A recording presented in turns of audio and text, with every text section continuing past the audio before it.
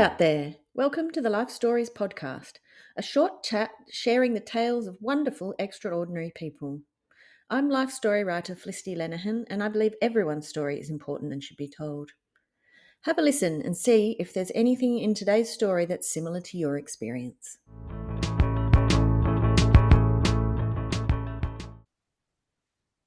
Hello, Robyn Curley, and welcome to the Life Stories podcast. I'll have to give you a little bit of a hint here, but Robyn is my beautiful auntie. And today we are going to talk travel stories. So, when you grew up, Robbie, did you ever dream of traveling? Was it ever something you thought about when you were a child? As I got older, I did. I had a neighbour that lived across the road in Northmead, and her and I were saving up when we were about 18. We thought we'd go to England. Her family was from England. So from that point of view, yes. And so was it a thing that people were doing in those days? Is that sort of where you got the idea?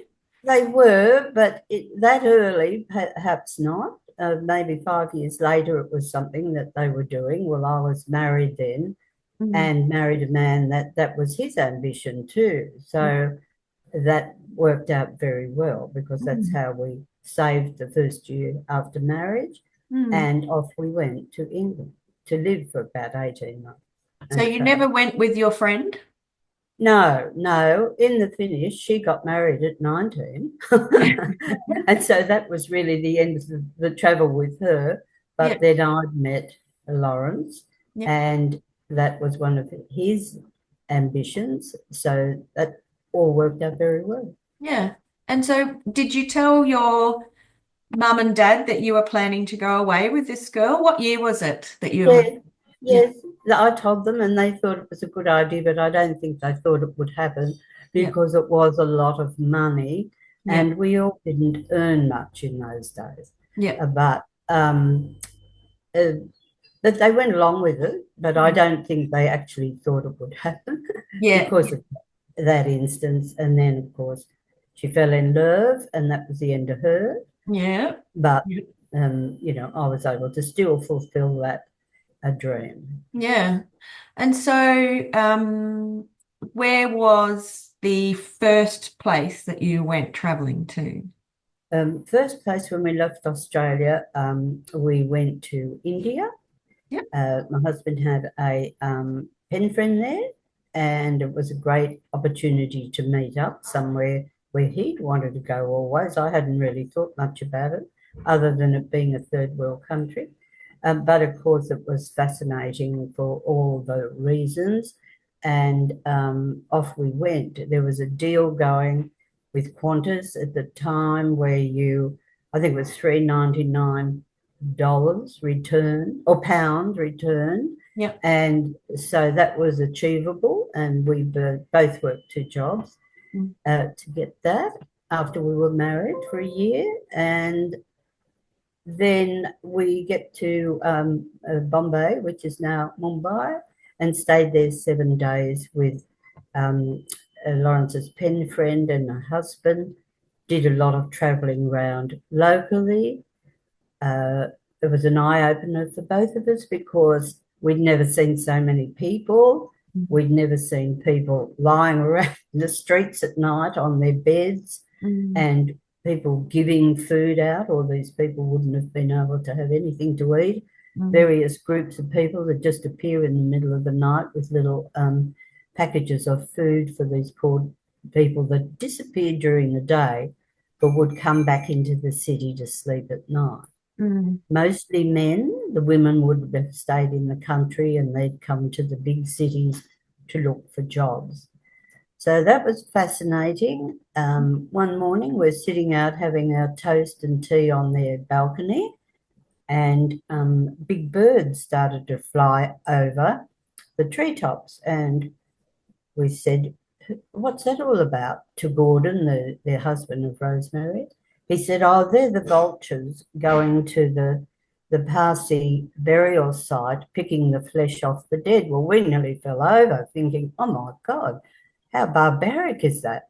Anyway, he said, yes, see them all hovering over the trees, and they have a big platform that they put up with netting on it and put their bodies up there, and they believe the body should go back to nature or back to regenerate some other life, and that's what was happening. The other way they bury the dead was standing people up because there's no room and everyone can stay in the grave for a few years. Then they're turfed out. It's only their bones and someone else goes in. Wow. But they bury them standing up.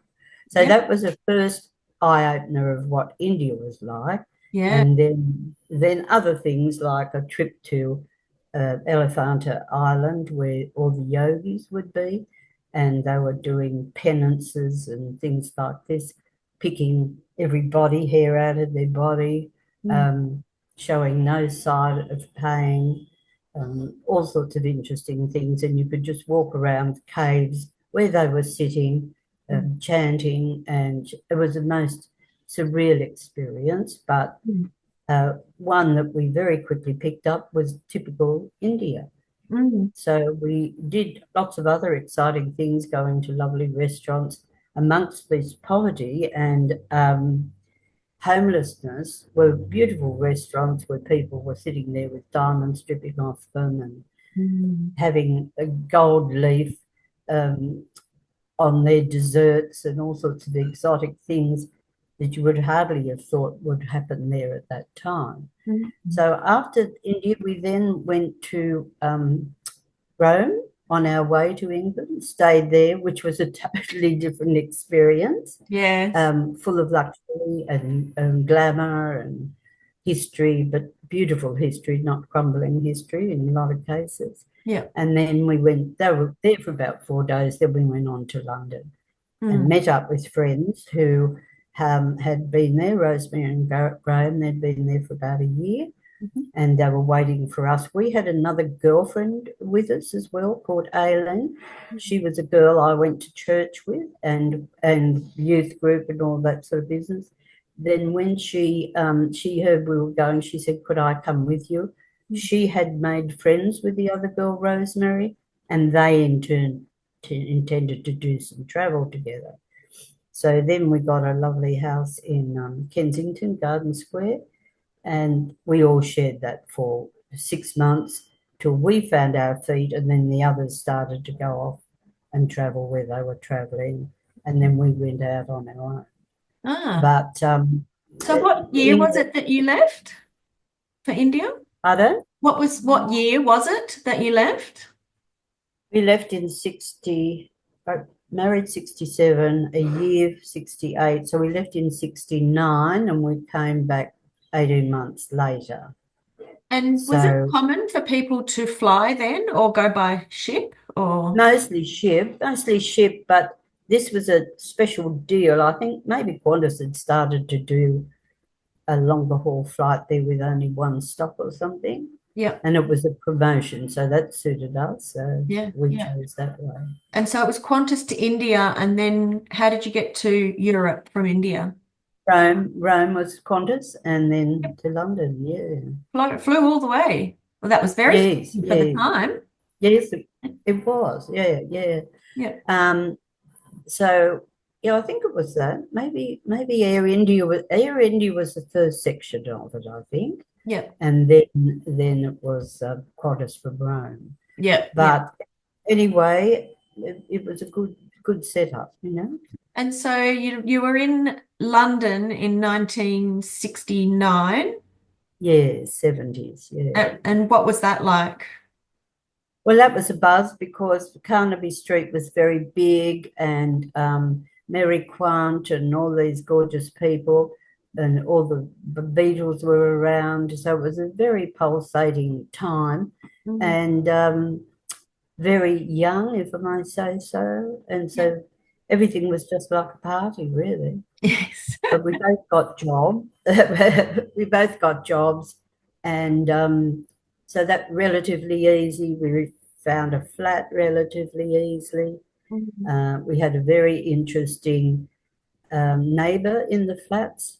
Yep. We didn't know for a long time, and this was a big education for me Yeah. We didn't know at the time, but one of the ladies whose buzzer was below ours was a prostitute, and we'd never encountered such a thing. So when we used to get calls from men who would say they're looking for this particular woman, and then we realised she put a note under the door, and we'd say, no, no, no, she's not here. She put a note under the door saying, please don't interrupt my business because you're sending my customers away. So then she painted her nameplate with red nail polish. So what did my husband, who was a bit naughty, as you know, he went and painted all the labels with red nail polish. So she was still getting no business here and there. So it was a very funny time of our life.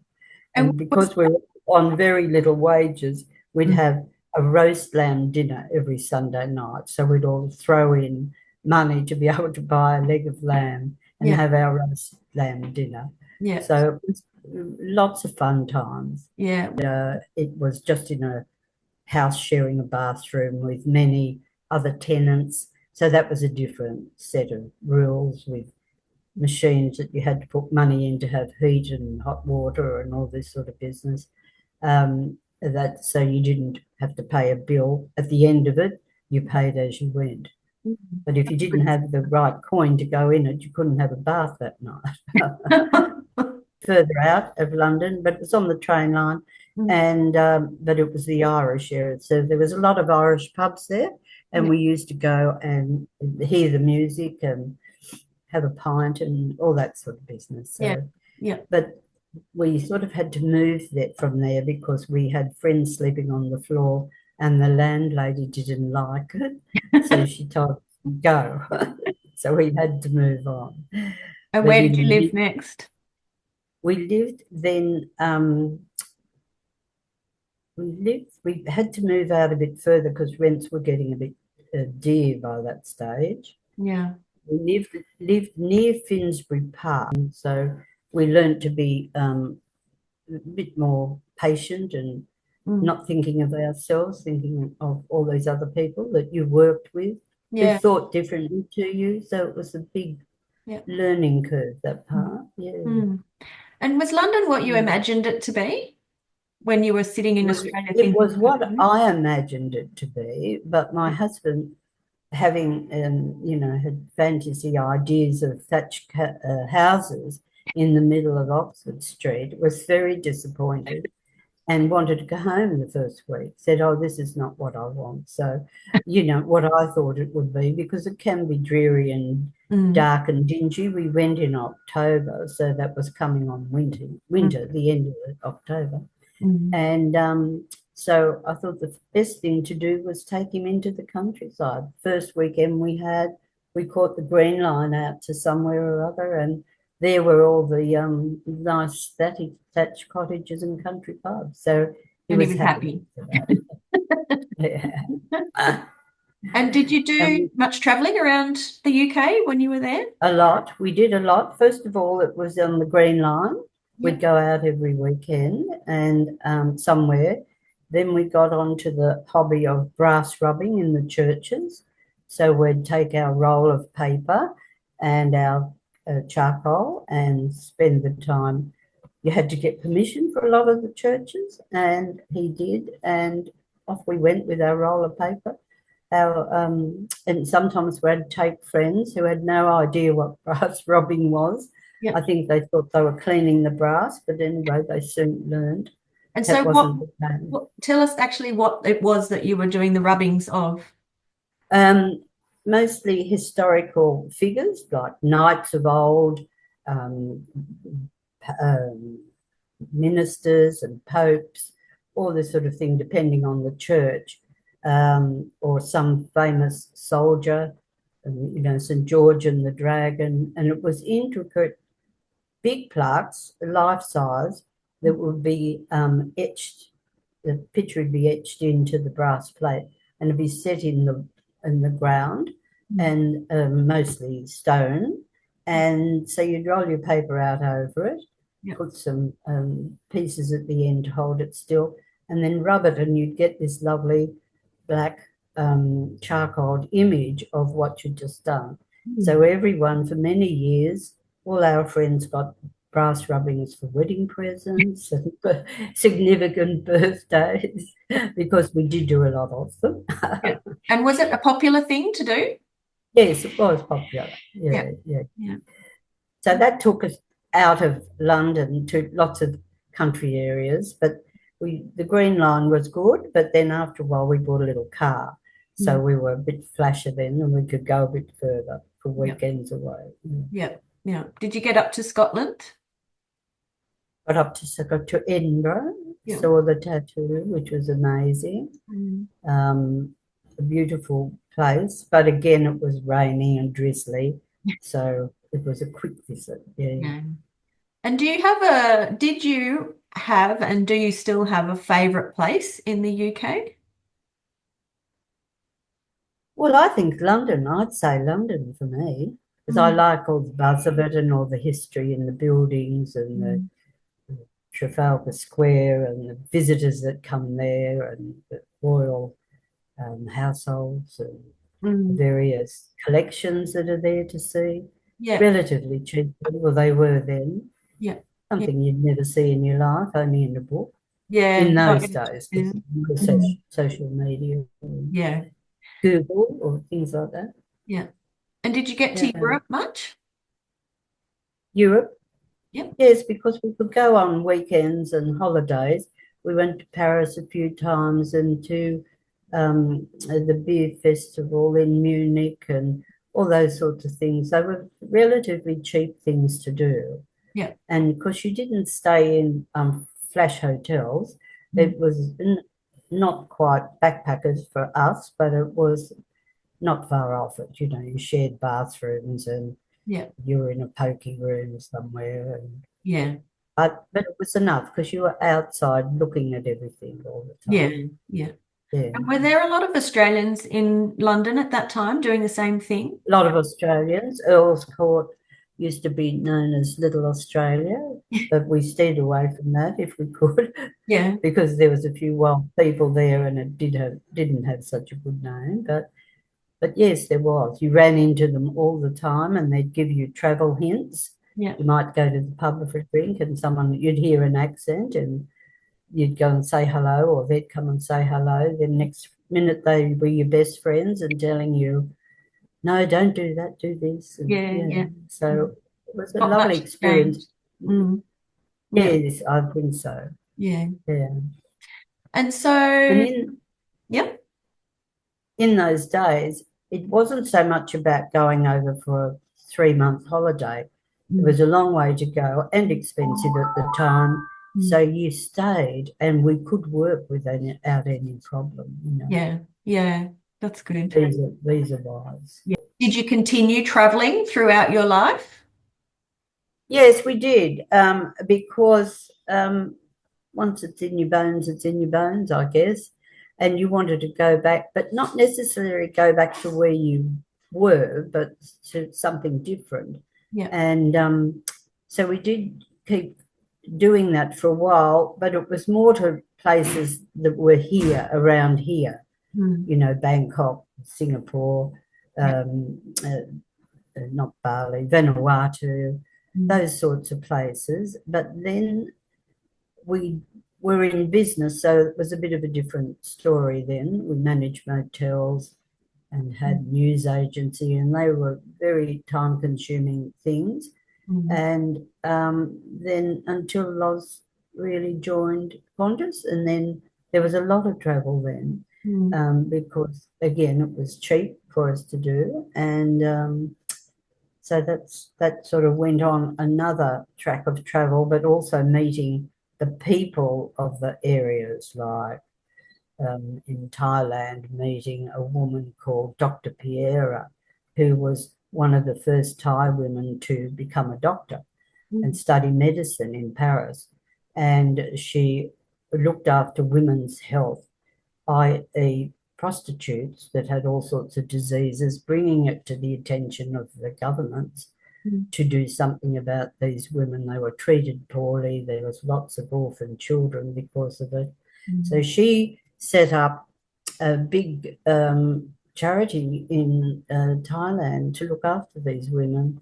We brought them in, gave them jobs, gave them skills, sewing skills, and they got money that way and could send home to their families. And their children were with them, and they were safe and healthy and all those things. She was an amazing woman. And here I met Ted Noss from Wayside Chapel. And he was another amazing man who helped the people here and the street people and gave them a home and accepted them all. And sort of from that part of my life, I started doing a lot of charity work, but within travel as well, because of my husband working with Qantas. There was a charity formed, and of course I was very involved in that as well. But as far as travel going, New York was a wonderful place. We had stayed with the friend from India. She'd moved to America, and we went over, and she lived in Queens. We went to New York, which was amazing to see all the things you've heard about all these years. Couldn't believe the people. They were fast and furious, and no one had time for anybody. But it was an amazing experience. So another lovely thing. Then back to Scotland, we knew a woman that was connected to the royal family, and she lived on the Isle of Orban, and we went there one time with her, holidayed with her. She was a sheep farmer and had a property in Yass that we had been also, and she said to us one time, well, you must come over and stay with me on my little sheep station in Orban, which of course was nothing like her property in Yass, but another amazing lot of people and scenery that we saw. Yeah, that was a good opportunity. Yeah, so, and then another time we went to Venice and Croatia, which was beautiful, beautiful place. But sadly saw signs of the war that had been going on there for many years, big bullet holes still in buildings, but lovely people again and humble people. So through that travel, you broaden your horizons, you understand more what they're going through. And, you know, life was pretty good for us.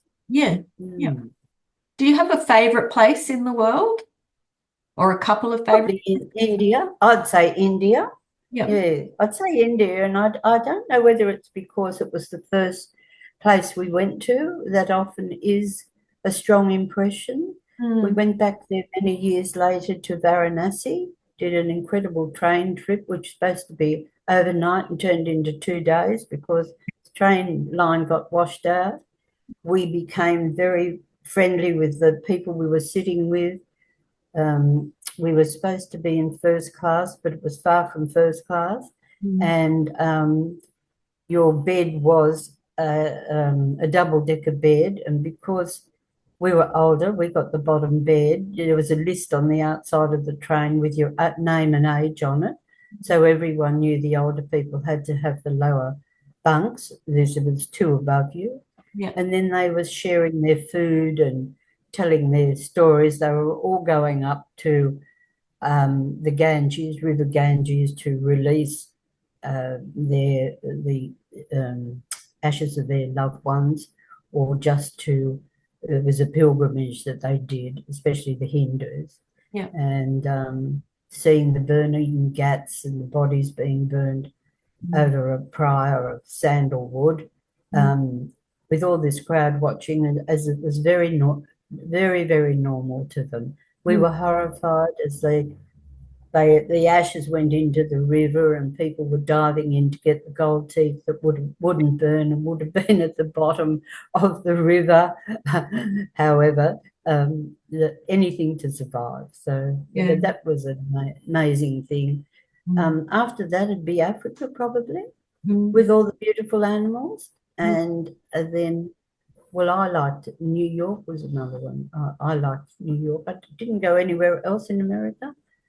than England, really. Because Yeah. there's so much to see there, the varieties, the gardens, the history, of course, and Ireland was beautiful. Yeah. But everywhere we went, fortunately, we didn't have any trouble. And we also, but we were cautious. Mm. And when we were told to do something, we did do it. So Yeah.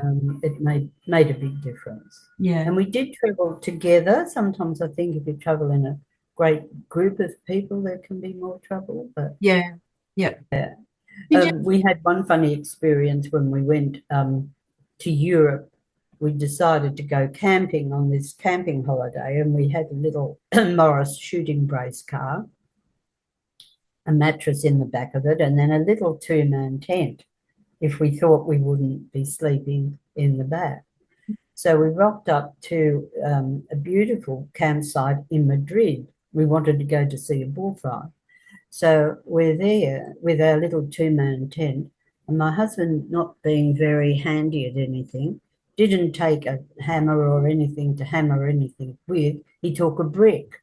So we pull up amongst all these exotic camping arrangements where they had their own toilet tent, and they had their own this tent and that sleeping tent, and the kitchen was a different tent, all looking very exotic.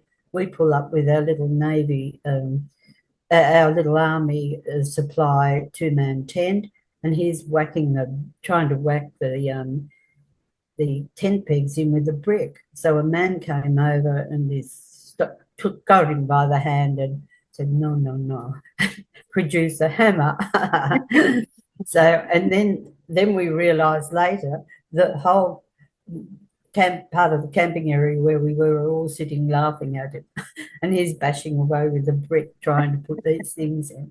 And then we took off, went into the bullfight, got the bus into the bullfight, came back, and there had been all set up a fire for us Yeah. with bricks, like a barbecue thing, because we had a little kerosene stove, and they'd seen us boiling the pot on it, Yeah. and for a cup of tea.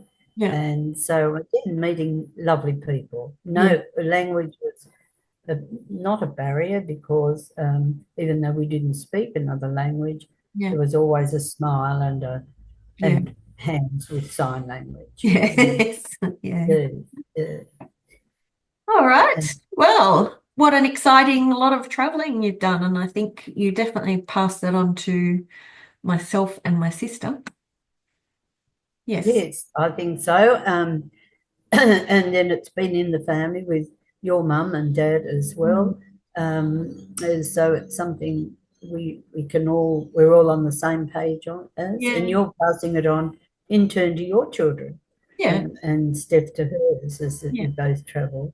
Yeah. Still. Yeah. Yes, a wonderful thing to do, and we're lucky we're able to do it. Yes, we're able to do it, but it does teach us about all different peoples and widens our horizons. And some things that are to other people massive, we can overcome, because you've seen a lot of things that other people have to either overcome or just live with. Yeah. Like begging to get something to eat overnight. Yeah. Losing limbs and having no one to look after you, like in India and a lot of third world countries as well. Yeah. And we're very lucky with our social services here, where we are able to get a little bit of help, and a lot of wonderful charities that help as well. Yeah. Yeah. Definitely. Definitely. We're very lucky. All right. Well, we'll leave it there. Thank you very much, Robbie. All right. Thank you, Felice.